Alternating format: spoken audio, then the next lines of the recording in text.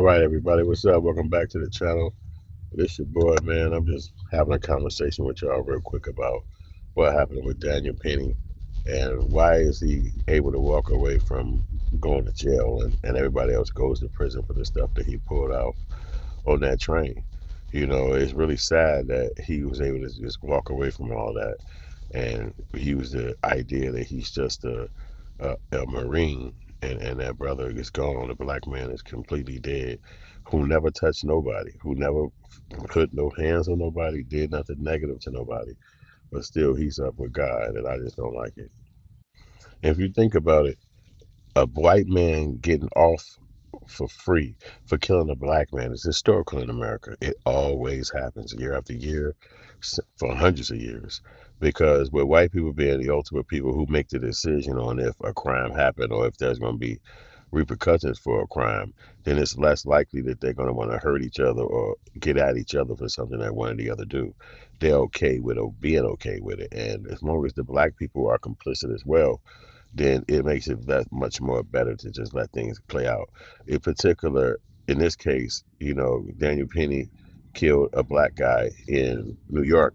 I think it was like May 1st, 2023. They was on the train riding Jordan Neely. He was on that boy being drunk, being wild, whatever he was on, drugs or whatever. And on a train in a public place, it's all kind of people with all kind of attitudes and actions, and that's just a part of the game. So that's why poverty is something that you don't want to deal with, or inconveniencing yourself with a train, because you could probably have a car and get to where you want to go. But in New York, a lot of people use the train. So anyway, the guy on there, he jump on a train just like in the big cities in any city. He getting wild, getting loud.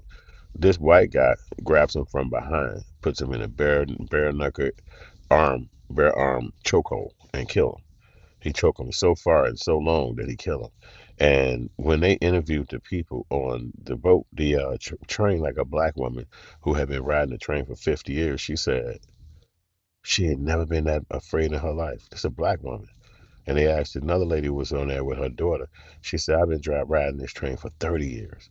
She said, I've never been that afraid in my life as well. And I was afraid for my kid as well. And these are black people. So let's just flip the script.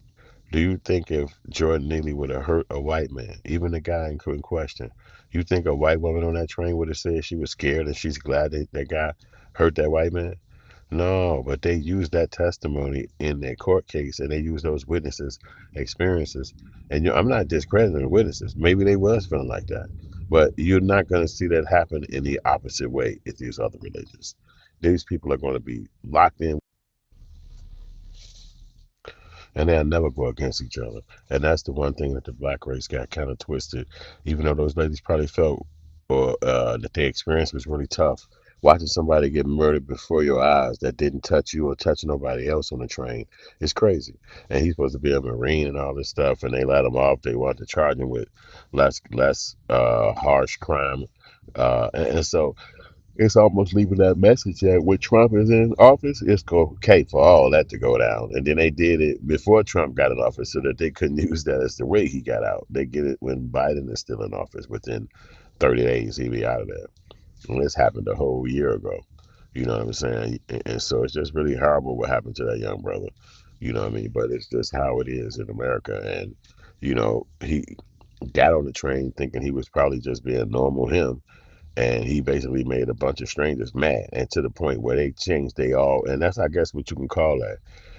Sometimes when a homeless person or a person with mental issues get on the train or a plane, people kind of stick to themselves and kind of stay out of it. Like, I don't want to get over there. I don't want the person to look at me or bother me. So I keep quiet or keep low key. And then you have a moment like this where when you do the same antics, you jumping out of control, you lose your temper, whatever. Now 5 or 6 guys or whoever the crowd is come together to quell you. They come together to shut you down, shut you up physically. And so this is just basically what happened in that moment. And with Daniel Penny being there and those ladies being there, and then the mental case guy walking up. I'm sorry, Jordan Neely walking up. Now you got a perfect environment of where if something go wrong, they're going to make sure that they stuck together in that environment. And it could easily be the police telling them on the scene after the moment. So, would you believe he's a hero? He's a hero. He helped you. He saved your life. And they thinking like, yeah.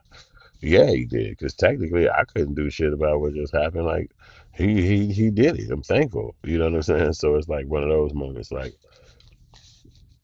he put himself in such a horrible situation inside America. And the worst part about it is that the mental issue and not making money and not having money, it gives you access to too much time. So if you have a mental issue, when it come out and needs to be probably checked into or dealt with, and you ain't build no relationships like that. So your issue come out, you gonna deal with drinking or smoking, or doing something that is not gonna necessarily heal you. You know what I'm saying? So Jordan Neely passed away, unfortunately, and Daniel Penny will walk freely because he can't be recharged for nothing like this. And he's just going to get out of jail free. And it kind of show anybody and everybody that there's less value on a black man's life. We've seen that, we've heard it, but you can watch it play out right now in the holiday season.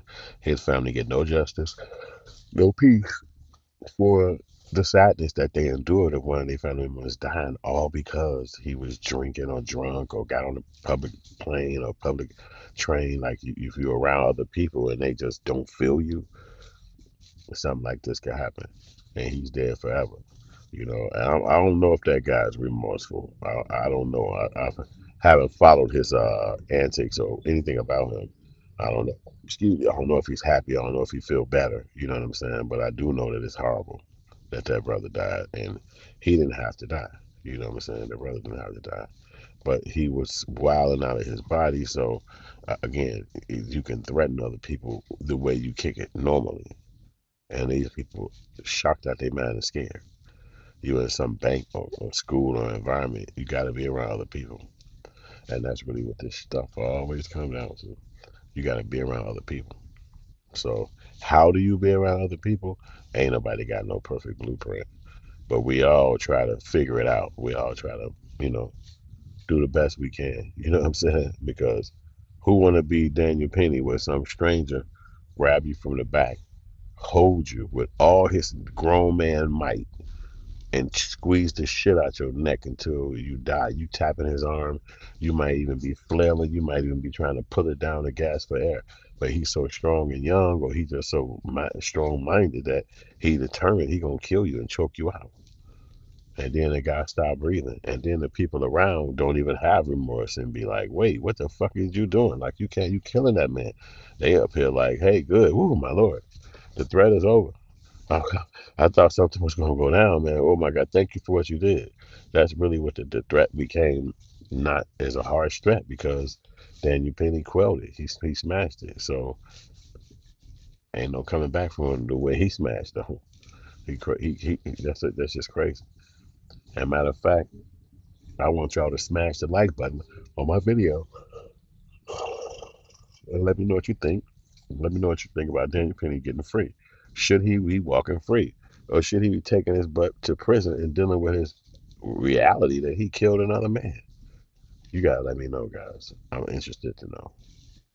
All right, Hal.